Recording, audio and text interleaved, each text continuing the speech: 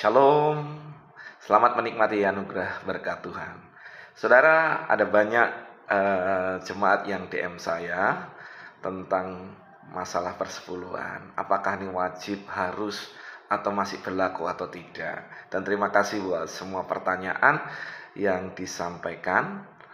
Dan saya ingin membahas dalam VT kali ini. Dan berhubung memang persepuluhan ini lagi viral kembali karena lewat hamba Tuhan. Saudara, yang pertama seperti ini.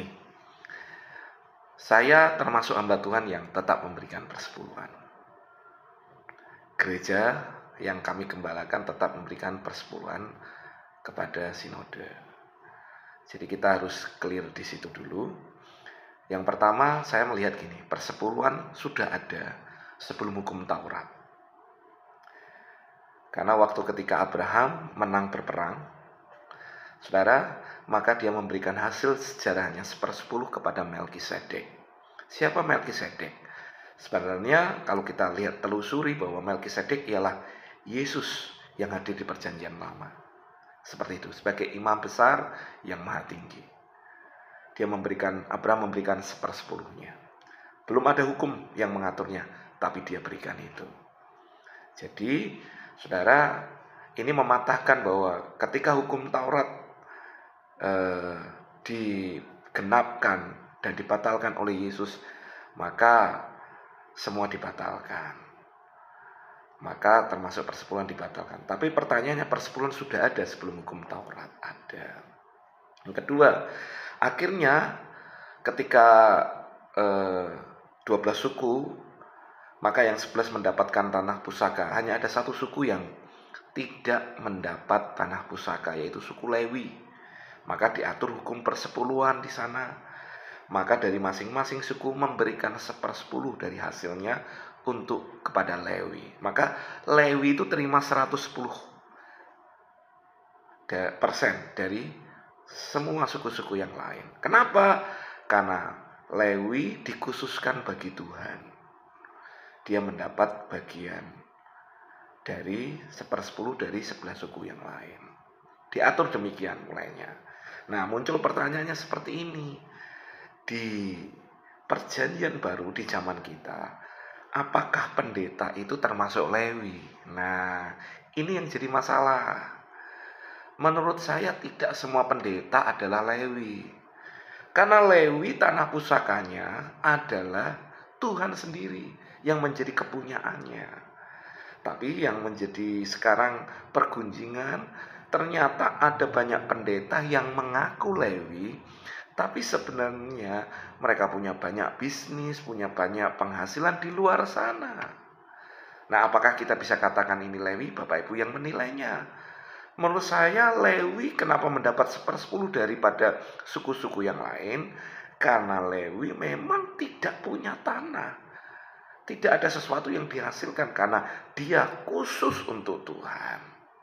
Maka dimulai dari sini, apakah pendeta termasuk Lewi? Belum tentu. Karena ada banyak pendeta, ada banyak yang mereka berpikir melayani, tapi mereka juga punya tanah pusaka yang lain. Jadi tidak sepenuhnya ada di sana. Apakah mereka berhak mengambil persepuluhan? Nah, dari sini saya mengambil kesimpulan, berarti persepuluhan itu sebenarnya dipakai untuk siapa? Sebenarnya dipakai untuk operasional pelayanan dalam sebuah gereja. Ada hamba-hamba Tuhan full timer, pekerja yang mungkin memberi waktu sepenuhnya. Nah, mereka hidup dari mana? Mereka hidup dari persepuluhan yang diberikan untuk menggaji mereka supaya mereka juga tetap terpelihara, keluarga mereka, masa depan anak-anak mereka. Tapi yang kita ini harus juga bijak adalah, seringkali ada beberapa pendeta atau oknum-oknum hamba Tuhan yang ngakunya hamba Tuhan, yang mereka flexing hidupnya, mencoba dengan kekayaan yang begitu, tapi sedangkan di pelayanannya tidak terurus. Pelayanannya hanya dikejar hanya pada soal materi dan pemenuhan hidup. Nah, ini yang jadi masalah. Nah, selanjutnya Bapak Ibu, bagaimana di zaman Yesus? Yesus sempat menegur kepada orang Farisi dan ahli Taurat.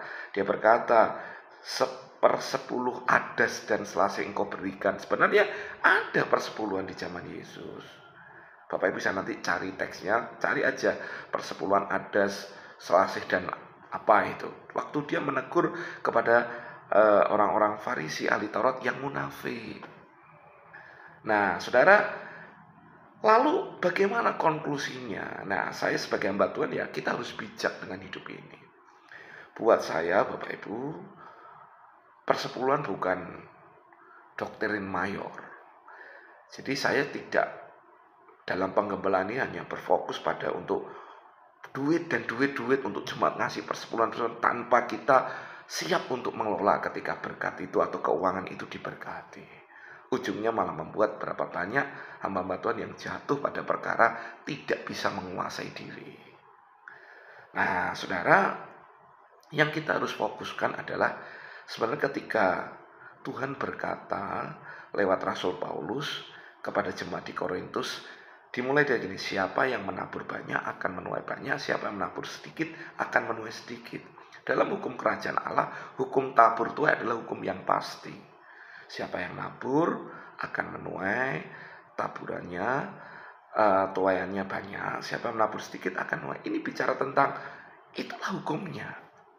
Tapi di dalam cara menabur, Rasul Paulus mengingatkan, jangan dengan paksaan, jangan dengan sedih hati, tapi dengan kerelaan dan pengertian. Nah, saya mengajak jemaat, entah Bapak Ibu menyebutnya apa, persembahan yang Bapak Ibu beri, mari belajar juga jadi Kristen yang cerdas.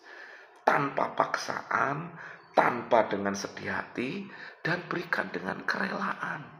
Jangan jadi Kristen yang hanya diiming-imingi sesuatu atau ditakut-takuti sesuatu oleh ayat tertentu. Seringkali dari Malaikat 3 ayat 10 berkata nanti ada belalang ini. Banyak orang akhirnya memberi dengan sedih hati. Itu tidak akan mendatangkan berkat buat kita. Tapi yang pasti, entah Bapak Ibu menyebut apapun itu, belajar memberi dengan kerelaan, memberi dengan sukacita tanpa paksaan. Waktu Bapak Ibu mau melakukan ini, saya percaya itu akan menjadi berkat. Dan hukum tabur tuai itu akan terjadi. Maka saya juga tidak menganjurkan kita jadi orang Kristen yang pelit atau kikir, karena kita sebenarnya tidak setuju, maka itu akan mendukung sifat kikir kita. Maka kita jadi nggak mau. Nah, ini yang salah juga. Tapi bicara tentang semua ini, mari belajar ikuti firman. Kalau firman Tuhan berkata, ada ditulis tentang persepuluhan, ya lakukan aja. Karena ketika kita melakukan kebenaran firman, ada benefitnya kok. Tapi juga jadi Kristen yang cerdas, jadi pengikut Kristus yang cerdas, yang tidak mau diintimidasi oleh apapun. Lakukan itu karena kita punya pengertian yang benar kenapa kita melakukan ini. Jadi pada ujungnya, apa yang saudara percayai itu apa yang akan terjadi buat saudara. Jadi melihat persepuluhan ini, kalau saudara tanya, apakah wajib Pak? Buat saya bukan wajib, harus atau tidak harus. Tapi ini adalah bagaimana engkau dengan ketulusan hatimu, kerelaan hatimu mau melakukan setiap firman. Entah Bapak Ibu menyebut mau 1/10, 1/5, entah apa, bagaimana hatimu merelakannya. Tapi percayalah, orang yang melakukan firman seperti hukum tabur tuai tadi, maka dia akan menikmati keuntungan atau berkat janji daripada hukum itu. Biarkan ini menjawab pertanyaan dari beberapa saudara, dan kita tetap melakukan firman Tuhan. Tuhan Yesus memberkati kita. God bless you.